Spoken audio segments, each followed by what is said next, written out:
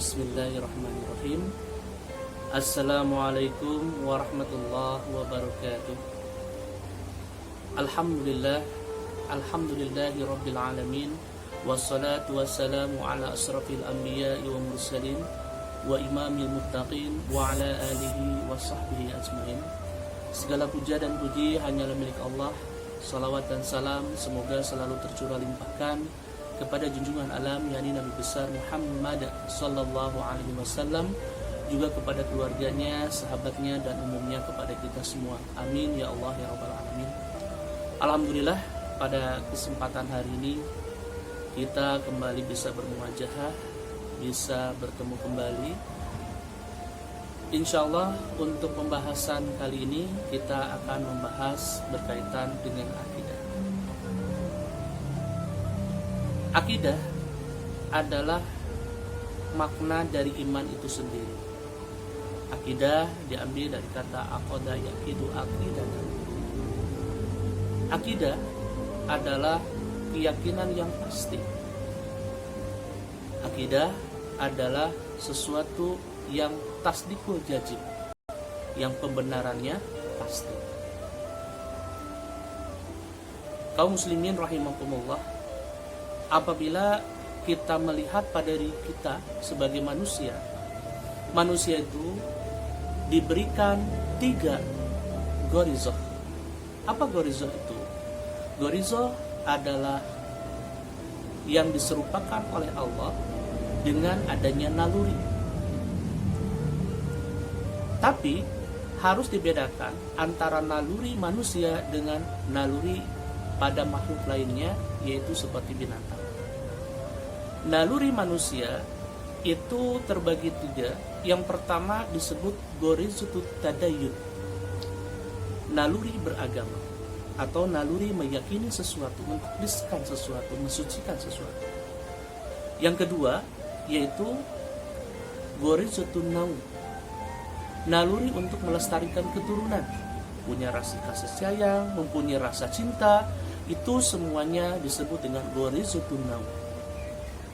Adapun yang ketiga, gorizatul baqa. Gorizatul baqa adalah naluri di mana manusia mempunyai sifat untuk mempertahankan diri, survival. Nah, contoh dari gorizatul tadayyun yaitu di mana manusia dia merasa lemah, merasa menginginkan sesuatu yang bisa menolongnya. Maka dari itu, secara fitrahnya manusia membutuhkan kepada Sang Pencipta.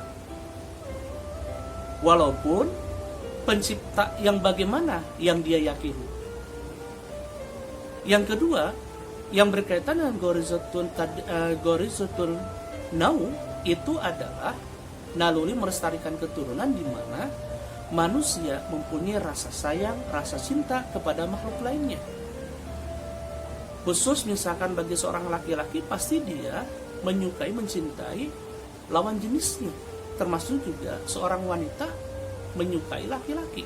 Itu sudah naluri. Dan ini mesti nanti dipenuhi.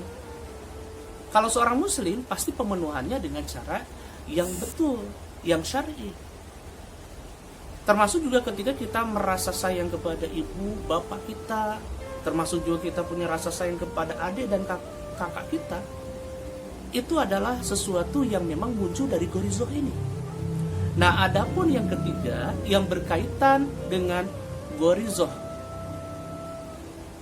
yang baqa, itu adalah di mana ketika kita merasa tertekan, ketika merasa kita di dalam kesulitan, begitu.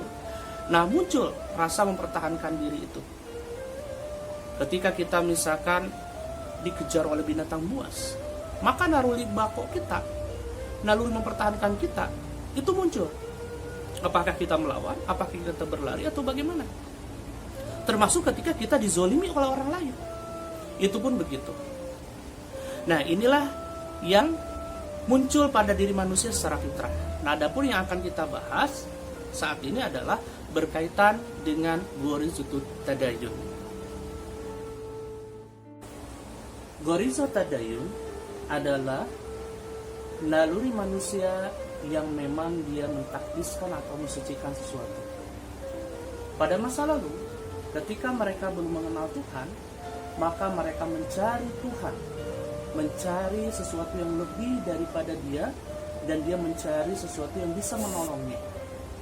Contoh pada masa lalu ketika Islam belum datang di Mekah Al-Mukarramah, maka yang disembah adalah berhala, adalah patung-patung yang dibuat oleh mereka sendiri, dan mulai dari batu, mulai dari perunggu, logam, ataupun yang memang itu yang dibuat dari kayu, bahkan makanan.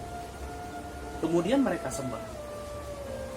Atau seperti zaman dahulu, manusia yang dia belum mengenal agama Allah, mereka akhirnya apa? Menyembah sesuatu yang lebih dari dia, termasuk benda-benda lainnya. Ada yang menyembah batu yang besar, ada yang menyembah gunung, ada yang menyembah pepohonan, ya, bahkan ada yang menyembah matahari, atau sesuatu yang mungkin menurut mereka itu adalah sesuatu yang gaib. Bahkan roh nenek moyang mereka itu sendiri itu mereka sembah. Nah, ini yang memang berkaitan dengan keyakinan yang dimulai oleh manusia ketika mencari sesuatu yang ingin mereka sucikan atau mereka takdiskan. Ketika Islam datang, Rasulullah SAW telah memberikan pedoman bagi mereka bahwa yang harus mereka sembah adalah Allah Subhanahu wa Ta'ala. Kenapa Allah Subhanahu wa Ta'ala yang wajib disembah? Karena Allah lah yang menciptakan segala sesuatu termasuk manusia, dan yang mampu untuk menolong manusia itu sendiri. Nah, itulah yang muncul yang kemudian hari dengan akidah Islam. Nah, akidah Islam haruslah diyakini dengan keyakinan yang pasti, tanpa adanya keraguan. Kalau sedikit saja keraguan itu muncul, maka itu tidak disebut dengan tasdikul jazim, pembenaran yang pasti. Jadi harus full 100%. Nah, berikutnya ketika kita membahas tentang akidah Islam, maka akidah Islam ini adalah sesuatu yang memang memulai bagi kaum muslimin untuk meyakinkan bahwa Allah lah sang pencipta. Nah, selain itu, keyakinan yang lain adalah bagaimana manusia dalam arti kaum muslimin di sini meyakini apa yang memang diperintahkan oleh Allah, apa yang memang dilarang oleh Allah, karena muncul dari keyakinannya atau akidahnya. Kaum muslimin rahimakumullah, akidah selanjutnya itu yaitu membahas tentang keimanan. Keimanan adalah yang memang itu muncul dari keyakinan dirinya. Nah, iman yang memang menjadi rukunnya di dalam Islam itu adalah amantu billah, yaitu iman kepada Allah, ya. Kemudian wa malaikat, pada malaikat, wal kitab, kepada kitab, wa rasul, kepada rasul, ya, wal yaumil akhir, kepada hari akhir, dan qada wal qadar, dan qada dan qadar, ya, baik buruknya dari Allah. Nah, itulah yang berkaitan dengan keimanan. Kaum muslimin rahimakumullah, iman adalah sesuatu yang memang menjadikan diri kita itu akan selalu menancap pada diri seseorang untuk melakukan sesuatunya itu dengan penuh keyakinan. Karena itu bentuk ketundukan. Contoh, ketika kita meyakini Allah Subhanahu wa Ta'ala, maka seharusnya bagi seorang muslim, dia tidak akan pernah melakukan hal kezaliman, hal kerusakan, kemaksiatan. Kenapa? Dia merasa Allah selalu hadir pada dirinya. Kemudian ketika kita meyakini kepada malaikat, itu pun begitu. Bagaimana malaikat, para malaikat yang memang mempunyai banyak pekerjaan yang dilakukan oleh mereka, termasuk bagaimana mereka mencatat amal baik dan buruk kita, sehingga menjaga kita untuk tidak melakukan kesalahan. bahkan selalu melakukan kebaikan. Termasuk juga ketika kita meyakini kepada Al-Quran. Apa yang ada di dalam Al-Quran, kita akan selalu laksanakan. Akan kita taati. Kenapa? Karena itu kalamullah. Dan ini adalah sesuatu yang memang menjadi pedoman hidup bagi seorang muslim. Termasuk bagaimana kita pun menjadikan Rasulullah SAW sebagai contoh bagi kita untuk selalu mengikuti, beriktibar kepada beliau. Ketika beliau melakukan sholat, maka kita sholat. Sholu kama ra'aitumuni usolli, kata Rasul. Sholatlah sebagaimana aku melakukannya.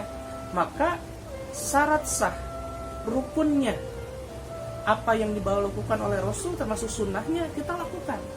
Karena kita tidak ingin berbeda dengan apa yang dicontohkan oleh beliau. Nah, termasuk juga kita harus meyakini hari akhir, sehingga memantapkan diri kita di kehidupan ini untuk selalu berbuat baik. Karena hidup itu hanya sementara dan kemudian akan dihisab, akan diminta pertanggungjawaban oleh Allah. Nah, itu adalah konsekuensi keimanan ketika kita meyakini hari akhir. Nah, termasuk juga tentang qada dan qadar.